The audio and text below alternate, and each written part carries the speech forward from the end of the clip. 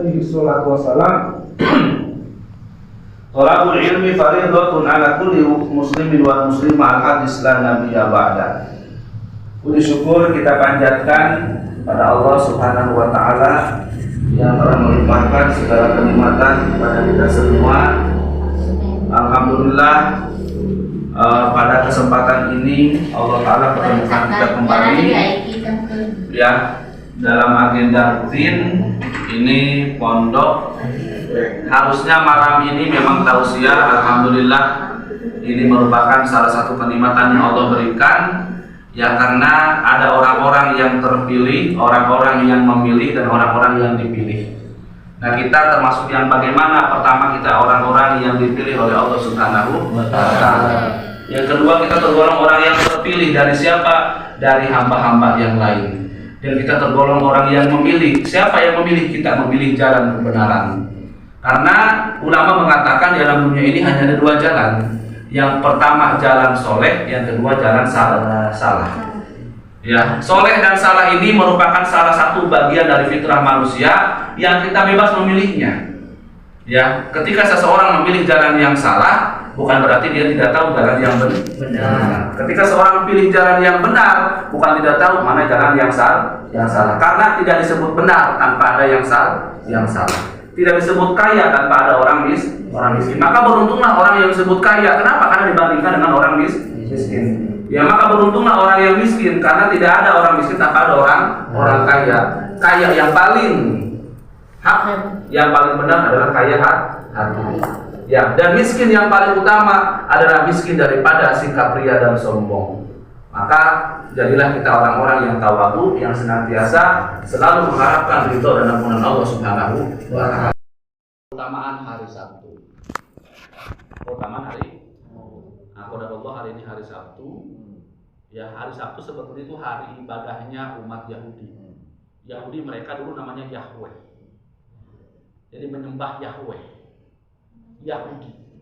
Makanya salah satu ciptaan Yahudi itu namanya di Facebook teh ya. .yahoo.id Yahudi. Ya, makanya gambar itu kayak salib Facebook. Makanya mereka itu selalu punya identitas. Dan Yahudi ini termasuk umat yang ekstrim. Kenapa? Segede Nabi saja Nabi dipencit. Itu di mana? Yahudi, Israel. Ya Bani Israel. Ya, mereka itu sebetulnya tepatnya para nabi. Ya, nabi dilahirkan di sana kebanyakan, tapi dibunuh juga di sana. Masya Allah. Ada sebuah kisah ini ya, kisah yang sangat menyedihkan dari seorang nabi yang kemudian meninggalnya pun dalam keadaan badannya terbelah dua. Terbelahnya bukan kecelakaan, tapi memang digasrok pakai ragaji. Pertama dari kepala tuh, ya, sampai kepala kakan, namanya. Kalau tidak salah tentang Nabi Zakaria, kalau Nabi Ayub kan itu terkenal dengan buruknya ya, Nabi Ayub berapa tahun itu ya, kita sampai bernanah begitu ya. Nah, kalau ya coba Adam, Idris, Nuh, Soleh, Ibrahim, Lut, Ismail, Isa, Yakub, Yusuf, Ayub, Su'aib, Musa, Harun, Kalau kata Su'aib atau Zulkifli ya, karena kan Nabi Zakaria kan itu kalau masalah memang susah punya anak. Ya, apa kata ulama di sini disampaikan? Man sholat lailata sabti bainal maghribi wal isya'i isnata asyrata rakaatan bunyalahu qasrun fil jannah wa ka'annama tasaddaqu ala kulli mu'minin wal mu'minat wa tabarra'a minal yahudi wa kana haqqan 'ala Allahi ayyaghfirullah. Dalam kitab Ihya Ulumuddin ya, pada malam Sabtu, Jumat kemarin, itu yang malam Sabtu, disunnahkan sholat sunnah 2 rakaat. Ya, 2 rakaat, 12 rakaat. Ya, sholat sunnah 12 rakaat. Nah, di sini berdasarkan keterangan, mang sholat lailata sabti bainal maghrib wal isya'i, sahabai jalma anu ngalaksanakeun sholat sunnah 12 rakaat pada malam Sabtu di antara waktu maghrib dan isya. Ya, Isnata asyrota rakaatan bunyalahu qasrun fil jannah. Maka akan dibuatkan rumah di surga untuknya. Bukan bukan buka kaju. Kamintan bukan itu kulit di surga ya. Tetapi ini janji Allah. Tetap yang pesan KJP kan itu. September gitu ya. Nah, itu 12 tahun atau 17 tahun alhamdulillah. Mungkin secara logika umurnya mungkin dewasa, tapi sebetulnya berkurang dalam usia. Andai saja seorang ditakdirkan oleh Allah umurnya 20 tahun meninggal, kemudian dia umur 13 tahun, punya waktu 7 tahun untuk hidup dalam dunia ini. Jadi semakin tinggi angka umur, sebetulnya semakin berkurang dan lebih dekat kepada Allah. Ya, ciri berkurangnya umur tadi kita ya, tangan sudah mulai lemah digerakkan, tenaga sudah mulai habis. Ya, gigi kita dipinjamkan gigi dulu ketika muda, udah mulai Allah ambil satu persatu ya Mas ya. Nah, ini tanda-tanda ya, artinya kita itu Allah itu sayang, udah kembali lagi sama aku kata Allah. Kamu dulu aku ciptakan, aku sekarang ambil lagi kamu. Tapi ketika kita berjumpa dengan Allah, pertanyaannya amal ibadah apa yang kita bawa? Ya malu kita dikasih modal sama Allah, gigi yang bagus, tangan yang kuat, tubuh yang sehat, kata Allah, mana ya hasil ini gitu ya, mana. Bismillahirrahmanirrahim. Assalamualaikum warahmatullahi wabarakatuh. Bismillah, innal hamdalillah, wassalatu wassalamu ala Rasulillah wa ala alihi wa sahbihi wa mawalah. Asyhadu an la ilaha illallah wahdahu la syarikalah wa asyhadu anna Muhammadan abduhu wa rasuluh la nabiyya ba'da. Syukur kita panjatkan kepada Allah Subhanahu wa taala yang telah melimpahkan segala kenikmatan kepada kita semua. Alhamdulillah, pada kesempatan ini kita masih diberikan nikmat sehat walafiat. Alhamdulillah, pada malam Sabtu ini atau hari Jumat sore ini, alhamdulillah pula kita diberikan kesempatan oleh Allah Subhanahu wa taala untuk sama-sama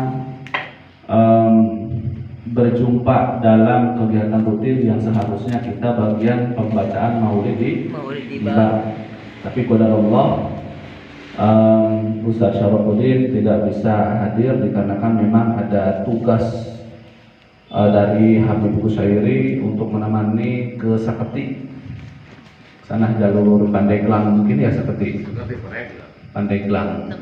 Jadi ada acara dari gurunya Habib katanya, dan harus memang kalau ulama kan harus didampingi gitu ya, nggak bisa sendirian. Soalnya zaman sekarang ya banyak ulama-ulama yang tadi itu ya di ani habibana wa nabiyana wa maulana Muhammad sallallahu alaihi wasallam. Salawat beserta salam pun kita limpah curahkan tidak hanya kepada beliau, tetapi kepada keluarganya, kepada para sahabatnya, para tabi'in tabi'atnya, kepada para pejuang Islam, baik dalam dunia pendidikan Islam ataupun dalam jihad fisabilillah, termasuk para alim ulama, guru-guru kita, dan kita selaku umat Kanjeng Rasul di akhir zaman ini. Kita berharap mudah-mudahan kelak di yaumil qiyamah mendapatkan syafaatul uzma dari beliau. Amin ya Allah ya rabbal alamin. Para jamaah rahimakumullah, pada malam ini barangkali Abia akan sedikit mengambil sebuah tema ini tentang iman. Tentang iman. Yang mana ini merupakan bagian terpenting dalam diri seorang mukmin. Bahkan tadi kita sudah diuji oleh Allah tentang keimanan kita. Alhamdulillah tadi terasa getarannya luar biasa sampai bergoyang-goyang. Ya, itu kecil saja. Itu merupakan salah satu tanda-tanda kekuasaan Allah. Itu dengan bentuk gempa bumi. Gempa ini akan menjadi musibah. Gempa ini akan menjadi azab, dan gempa ini akan menjadi ujian. Bagi siapa? Bagi orang-orang yang beriman. Tetapi bagaimana dengan orang yang tak beriman? Maka kita pecahkan solusinya pada malam ini. Siapakah yang dimaksud terkena azab, siapakah yang dimaksud terkena musibah, dan siapa itu yang dimaksud terkena ujian. Nah, ini menurut para jamaah kira-kira apa bedanya ujian, musibah dengan azab? Kira-kira apa nih perbedaannya? Hah? Apa bedanya? Kan begini, ada orang rajin sholat susah cari uang. Ada orang yang tidak rajin sholat pun susah cari uang. Ya. Kemudian ada orang yang rajin sholat celaka. Orang yang rajin sholat pun celaka. Orang yang tidak sholat pun celaka juga. Sementara kata-kata ujian, azab dan musibah ini hampir sama, tetapi memiliki makna yang berbeda. Nah, kira-kira apa itu ujian? Diuji. Ketika tiba-tiba kita lagi bawa motor dibegal. Ketika tiba-tiba dibegal. Ada orang mengatakan, wah ini ujian untukmu. Tapi kata orang, oh ini musibah untukmu. Kata orang lain mengatakan ini adalah azab untukmu. Berarti ujian, azab dan musibah itu berbeda. Ini akan menjadi salah satu bukti keimanan seseorang, bahwa semakin tinggi iman seseorang, namanya akan berbeda, seperti halnya bentuk kematian. Kalau alim ulama mungkin bentuknya wafat. Ahli jihad ya meninggalnya mati syahid. Orang biasa meninggal. Ya. Tetapi kalau orang penjahat mungkin bukan wafat, tapi mampus barangkali. Kata-katanya sama begitu ya. Isinya sama, tetapi maknanya berbeda. Makna sama-sama tidak bernyawa, tetapi nama akan berbeda. Begitupun untuk ujian hidup, musibah sekaligus azab. Yang pertama kata ulama, apa itu musibah? Musibah itu perkara sesuatu yang menyebabkan seseorang sulit, baik dalam menjalankan hidup atau dia menemukan kegagalan di dalam proses kehidupannya. Musibah akan terjadi bagi orang yang beriman dan bagi orang yang tidak beriman. Musibah akan terjadi bagi orang Islam. Susah. Kenapa itu musibah? Berupa ujian hidup untuk orang yang beriman. Ujian. Bedanya kalau musibah adalah titik murkanya Allah, tetapi bukan yang paling akhir. Azablah titik pamungkasnya dari musibah. Tetapi ujian merupakan tanda-tanda naiknya derajat seseorang. Ambil misalkan saya senang ngaji, rajin sholat, rajin ngadoa, rajin ibadah, batul, kok masih jelek-jelekin sama orang? Kok masih kayak di asal sial-sial lagi? Iya salah, itu salah, ngebon rugi, dagang rugi, padahal sholat, masya Allah. Diutamakan terus, tetapi kenapa diberikan musibah? Itulah ujian. Dan ujian hanya akan berlaku ketika seseorang akan naik kelas. Ketika ada kelas 1 SD, tiba-tiba sudah semester genap yang terakhir, nggak mungkin mau naik kelas 2 disebut dengan musibah. Bukan. Itulah ujian, karena akan naik kelas. Begitulah kita orang beriman. Dengan jumlah rakaatnya, gerakan-gerakannya, doa-doa dan sebagainya. Kemudian disampaikan oleh baginda Rasul, la imana liman la amanatalah. Tidak ada iman yang sempurna terhadap orang yang tidak dapat dipercaya. Meskipun dia berpeci, dia berjubah, berhijab lebar, ahli ibadah, kalau ucapannya tidak dapat dipercaya, maka imannya cacat. Begitulah kata baginda Rasul. Tapi kita nggak boleh kita menghakimi seseorang. Wah, kamu ini ternyata imannya gini. Enggak. Ini hanya ukuran mengingatkan kita bahwa hanya iman yang sempurnalah yang akan masuk ke dalam surga Allah Subhanahu wa Ta'ala. Karena kunci surga adalah iman. Salah satunya adalah lafaz asyhadu an la ilaha illallah wa asyhadu anna Muhammadar Rasulullah. Kalau iman merupakan kunci surga, bagaimana kalau kuncinya rompang, kuncinya patah, nggak bisa masuk? Perintah Allah untuk menghancurkannya. Mudah-mudahan kita tergolong orang-orang yang Allah selamatkan, Allah berikan hidayah, dan jadi orang-orang yang pandai bersyukur atas nikmat Allah Subhanahu wa Ta'ala. Amin. Jadi kita sebagai hamba Allah yang beriman, jangan ketika kita punya kekayaan jangan terlalu santai. Ya, kalau nggak dibarengi dengan ibadah, jangan-jangan kita istri terus ini. Malaikat udah ancang-ancang nih. Bahkan malaikat maut ini para jamaah ya, dalam sebuah hadis dinyatakan malaikatul maut, malaikat pencabut nyawa itu setiap hari 70 kali survei kepada kita. Waalaikumsalam warahmatullahi wabarakatuh. Alhamdulillah wassalatu wassalamu ala rasulillah wala haula wala quwata illa billah la nabiyya ba'da.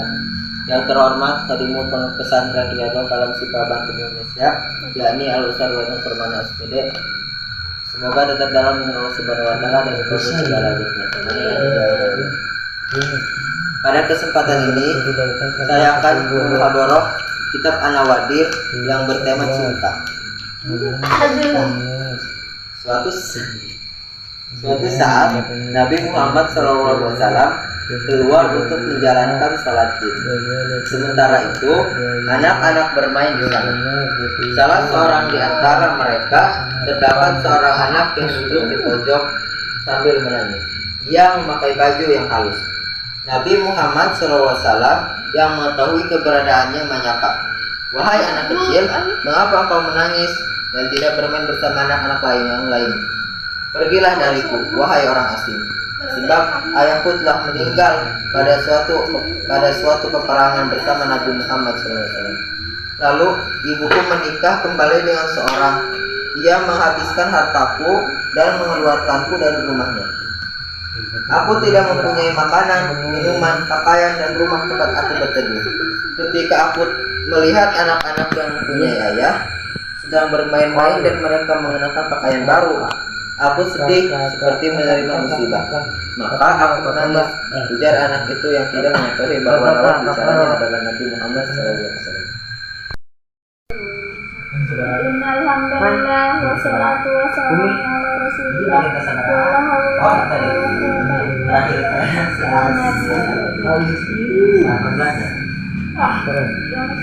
18